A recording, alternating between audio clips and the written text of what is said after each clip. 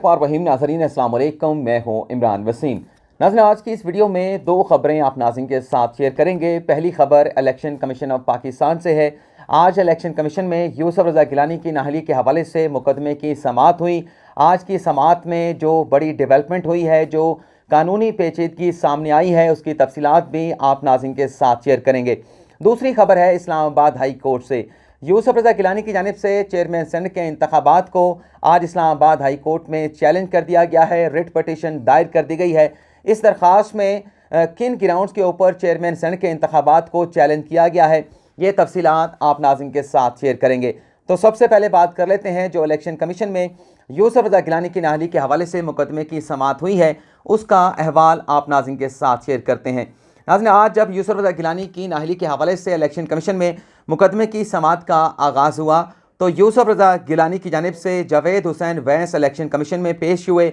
जबकि अली हैदर गिलानी की जानिब से हसन मान ने अपना वकालतनामा इलेक्शन कमीशन में जमा कराया। जैसे ही अदालती समाअत का आगाज़ हुआ तो मलिका बुखारी की जानिब से इलेक्शन कमीशन के अरकान को ये बताया गया कि तहरीक इंसाफ ने अपनी नई तरमीमी दरख्वास्त जो है वो इलेक्शन कमीशन में जमा करा दी है। नई तरमीमी दरख्वास्त में वीडियोज़ में मौजूद दोनों MNAs को फरीक बना दिया गया है और ये कहा गया मलिका बुखारी की जानिब से कि हमारी नज़र में फ़हीम खान और जमील अहमद जो हैं वो गवाह हैं और उन्हें बतौर गवाह जो है हमने अपनी दरख्वास्त में फ़रीक के तौर पर शामिल कर लिया है। इसके आगे चल के मलिका बुखारी ने इलेक्शन कमीशन के सवाल पर यह भी बताया कि इलेक्शन कमीशन समझता है कि कोई और रुकने असम्बली भी इस वीडियो स्कैंडल में मुलविस है तो इलेक्शन कमीशन उनके खिलाफ तहकीकात भी कर सकता है। इलेक्शन कमीशन के पास बड़े वसी अख्तियारात मौजूद हैं और इलेक्शन कमीशन अपने उन अख्तियारात को इस्तेमाल करते हुए वीडियोस में मौजूद दीगर MNAs को तलब कर सकता है। नाज़रीन, यहाँ पर छोटा सा वक्फा लूँगा, एक बड़ी अहम कॉल आई है, उसके बाद दोबारा आपकी खिदमत में हाजिर होते हैं।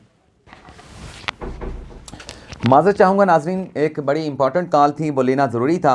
लेकिन बहरहाल अपनी गुफ्तगू को आगे बढ़ाते हैं। जब इलेक्शन कमीशन में मलाइका बुखारी अपने आर्गूमेंट्स पेश कर रही थी तो इलेक्शन कमीशन के जो पंजाब से रुकन हैं अल्ताफ़ कुरैशी, उनकी जानिब से ये सवाल उठाया गया कि जो हुक्म था इलेक्शन कमीशन का उस पर अमल नहीं किया गया। इलेक्शन कमीशन ने यह हिदायत की थी कि वीडियोस में जो अरकान कौमी असम्बली मौजूद हैं उन तमाम को फरीक बनाया जाए, जिस पर मलिका बुखारी ने दोबारा से जो है अपना मौक़िफ़ दोहराया और उनकी जानिब से कहा गया कि इलेक्शन कमीशन की बुनियादी जिम्मेदारी है आर्टिकल 218(3) के तहत के इंतखाबात में शफाफियत को यकीनी बनाए, जिस पर इलेक्शन कमीशन ने दोबारा से ये कहा कि शफाफियत यकीनी बनाने के लिए आपसे ये कहा गया था कि वीडियोस में मौजूद जो अरकान कौमी असम्बली हैं सबको फरीक बनाया जाए। इलेक्शन कमीशन का ये कहना था कि वीडियोस में कौन कौन से अरकान कौमी असम्बली मौजूद हैं इसकी उनकी शनाख्त जो है वो इलेक्शन कमीशन नहीं कर सकता। इलेक्शन कमीशन ने जो अपना आखिरी हुक्म पास किया था उसका पैराग्राफ नंबर 2, 3, 4 और 5 बड़ा वाज़ेह है, जिसमें तमाम उन कौमी असम्बली के अरकान को फरीक बनाने की बात की थी जो मुबैना तौर पर उस वीडियोज़ में मौजूद हैं। लेकिन मलिका बुखारी का यही कहना था कि इलेक्शन कमीशन को आइन ने बड़े वसी अख्तियारात दिए हैं। इलेक्शन कमीशन उन वसी अख्तियारात को इस्तेमाल करते हुए किसी भी रुकने कौमी असम्बली को ना सिर्फ तलब कर सकता है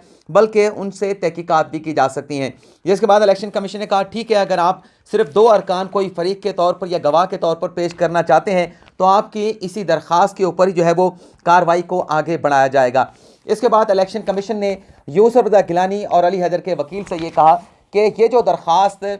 PTI के अरकान की जानिब से, फ़ारूक हबीब की जानिब से, मलिका बुखारी की जानिब से और अलिया हमज़ा की जानिब से यूसुफ रज़ा गिलानी और अली हैदर गिलानी के खिलाफ दायर की गई है, इस दरख्वास्त के ऊपर आपने अपना जो भी मौक़िफ़ है, आपका जो भी जवाब है, आप ये जवाब जो है वो इलेक्शन कमीशन में जमा करा दें। इस पर यूसुफ रज़ा गिलानी के वकील जावेद हुसैन वैस की जानिब से इलेक्शन कमीशन के सामने एक कानूनी पेचीदगी की निशानदेही की गई। वकील का ये कहना था कि इस दरख्वास्त में PTI के अरकान की जानिब से यूसुफ रज़ा गिलानी की नाअहली मांगी गई है और नाअहली के लिए दरख्वास्त में इल्ज़ामात भी होना ज़रूरी थे। गिलानी के खिलाफ नाअहली की यह दरख्वास्त तो PTI के अरकान की जानिब से दायर कर दी गई, लेकिन उस दरख्वास्त में यूसुफ रज़ा गिलानी के ऊपर, मेरे मौक्किल के ऊपर किसी किस्म का कोई इल्ज़ाम नहीं लगाया गया। जब यूसुफ रज़ा गिलानी के खिलाफ कोई इल्ज़ाम भी नहीं है तो किसी इल्ज़ाम के बगैर उनके मौक्किल की नाअहली कैसे मांगी जा सकती है। और उनका यह भी कहना था यूसुफ रज़ा गिलानी के वकील का कि ये जो दरख्वास्त है जिसमें नाअहली मांगी गई है, चाहे वो यूसुफ रज़ा गिलानी की हो चाहे वो अली हैदर गिलानी की हो, ये दरख्वास्त जो है वो नाकाबिल समाअत है। हमारी इलेक्शन कमीशन से यही इस्तदा है कि इस दरख्वास्त को नाकाबिल समाअत करार देकर खारिज किया जाए। जिस पर इलेक्शन कमीशन ने एक मरतबा फिर उनसे कहा कि आपका जो भी मौक़िफ़ है कि दरख्वास्त नाकाबिले समात है, काबिले समात है, यूसुफ गिलानी पर कोई इल्ज़ाम लगाया गया है, नहीं लगाया गया, आपका जो भी मौक़िफ़ है आप तहरीरी सूरत में इलेक्शन कमीशन में अपना जवाब जमा करा दें।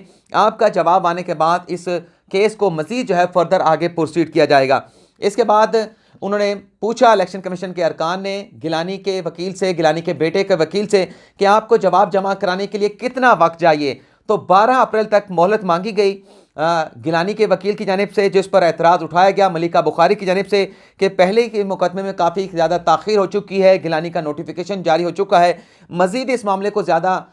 ततूल नहीं दिया जा सकता, तो लिहाजा ज़्यादा लंबी तारीख जो है वो गिलानी और उनके वकला को ना दी जाए। जिसके बाद अदालत ने 5 अप्रैल तक जो है वो इस केस की समाअत को मुलतवी कर दिया है। और इस केस में एक और पेचीदगी या कानूनी जो सुकम दिखाई दे रहा है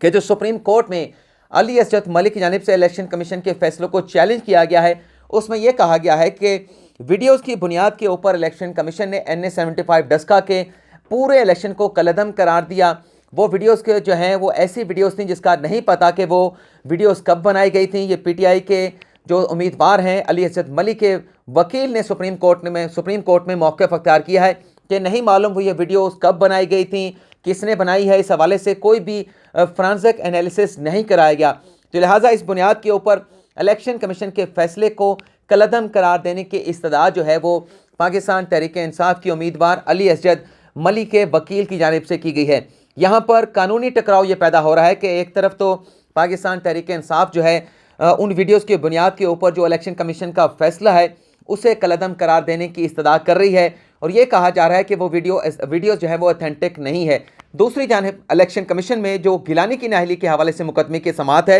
उसमें भी आज इलेक्शन कमीशन के अरकान की जानिब से सवाल उठाया गया है कि वीडियोज़ की तस्दीक का मामला भी बड़ा अहम है। वीडियोज़ की तस्दीक का जो तरीक़ाकार है उस हवाले से सुप्रीम कोर्ट का अरशद मलिक स्कैंडल के हवाले से फैसला मौजूद है। सरदस्त जो है वो फौरी तौर पर इस वीडियोज़ के ऊपर जो है वो इन्हिसार नहीं किया जा सकता। वक्त यह कि इस वीडियोज़ के हवाले से जो पैरामीटर सुप्रीम कोर्ट ने तय किए हैं उसको लेकर इस वीडियोज़ का जो है वो मुकम्मल तौर पे जायज़ा लिया जाए, फोरेंसिक एनालिसिस कराया जाए। तो ये एक टकराव पैदा हो रहा है। अगर सुप्रीम कोर्ट NA-75 डस्का के इलेक्शन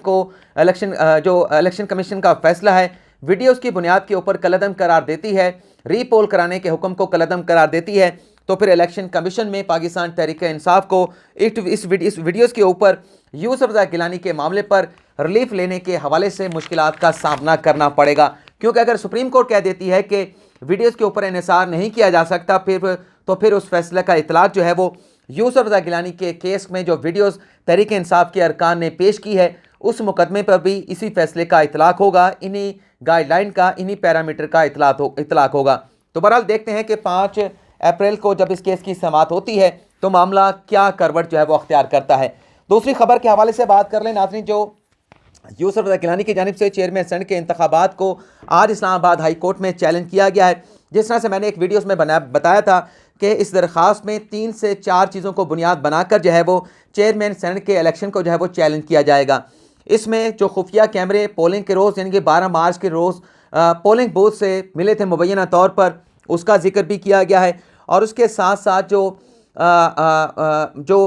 हदायतनामा जारी किया गया था कि किस तरह से वोट पोल करना है उसको भी जो है वो इस दरख्वास्त का हिस्सा बनाया गया है और जो रूलिंग है प्रिजाइडिंग ऑफिसर की मुज़फ़्फ़र हुसैन शाह की उसको भी इसका हिस्सा बनाया गया है और एक वीडियो रिकॉर्डिंग भी जो है वो इस्लामाबाद हाई कोर्ट में पेश की गई है जिसमें सेक्रेटरी सेनेट जो है वो मुबैना तौर पर इस बात का एतराफ़ कर रहे हैं कि जो वोटर का खाना है, जो कैंडिडेट का खाना है, उस पर कहीं भी अगर स्टैंप लगा दी जाए तो वो वोट जो है वो वैलिड करार पाएगा। उस चीज़ को भी जो है वो बुनियाद बनाया गया है। जो मंदरजात हैं इस दरख्वास्त की आप नाज़रीन को मैं पढ़ के सुना देता हूँ। इस दरख्वास्त में कहा गया है कि 3 मार्च को यूसुफ गिलानी के हुकूमत के जो सेनेट के इंतखाबात में कैंडिडेट थे अब्दुल हफीज़ शेख, उन्हें शर्मनाक शिकस्त से दो चार किया। सेनेट के इंतखाबात के बाद PDM के पास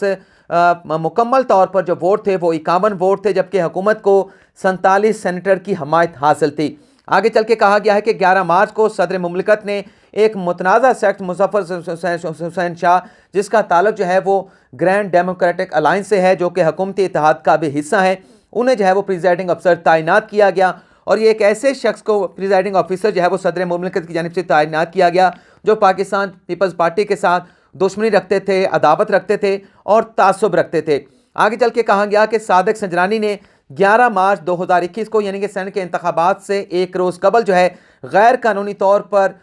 सेनेट के रूल्स के बरक्स जो है एक नया सिक्योरिटी अफसर तैनात कर दिया गया और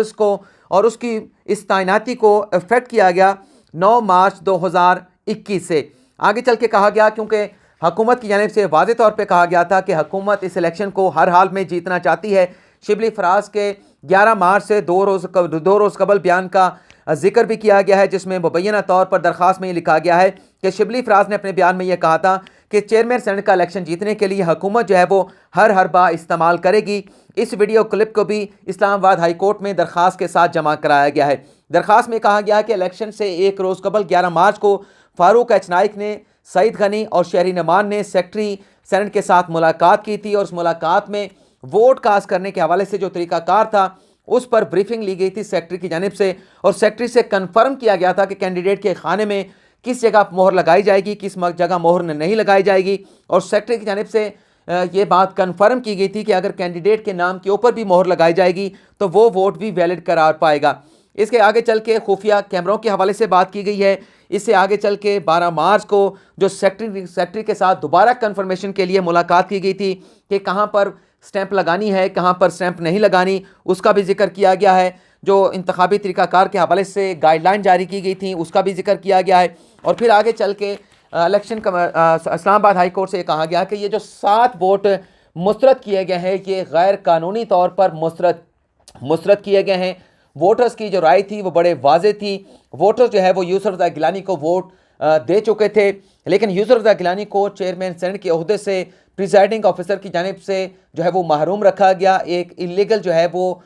हुक्म जो है वो उनकी जानिब से जारी किया गया और ये भी कहा गया कि अगर आपको प्रिजाइडिंग ऑफिसर की जानिब से ये भी कहा गया कि अगर आपको इस रूलिंग के ऊपर एतराज़ है तो आप इलेक्शन ट्रिब्यूनल से रजू कर सकते हैं। इस दरख्वास्त में सुप्रीम कोर्ट के फैसलों का हवाला भी दिया गया है, जिसमें सुप्रीम कोर्ट की जानिब से कहा गया था कि अगर ऐसा वोट है जिसमें कैंडिडेट के नाम के ऊपर भी अगर स्टैंप लगाई गई है तो वो वोट की वैलिड करार पाएगा, उसका भी जिक्र किया गया। और चेयरमैन सेनेट की एक वीडियो भी पेश की गई जब उन्होंने चेयरमैन सेनेट मुंतखब होने के बाद हलफ उठाया और डिप्टी चेयरमैन सेनेट का इलेक्शन जो है वो कंडक्ट कराया गया चेयरमैन सेनेट सादिक संजरानी की जानिब से। उसमें भी सादिक संजरानी की जानिब से मुबैना तौर पर यह कहा गया था कि वोटर्स जो हैं वो कैंडिडेट का जो खाना है उसमें स्टैंप लगाएंगे, उसका जिक्र भी किया गया है। दरख्वास्त में यह इस्तदा की गई है कि जो 7 वोट मुस्तरद करार पाए हैं इस फैसले को कलअदम करार दिया जाए। 7 के 7 वोट जो है वो यूसुफ रज़ा गिलानी के वोट करार दिए जाएं और सादिक संजरानी की कामयाबी का जो नोटिफिकेशन है उसे कलअदम करार दिया जाए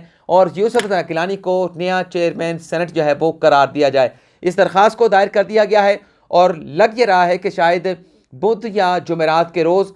हाई कोर्ट में इस दरख्वास्त पर समाअत भी होगी। तो नाज़रीन, आज की इस वीडियो में इतना ही। फिलहाल आपसे इजाज़त चाहेंगे। अल्लाह हाफिज़।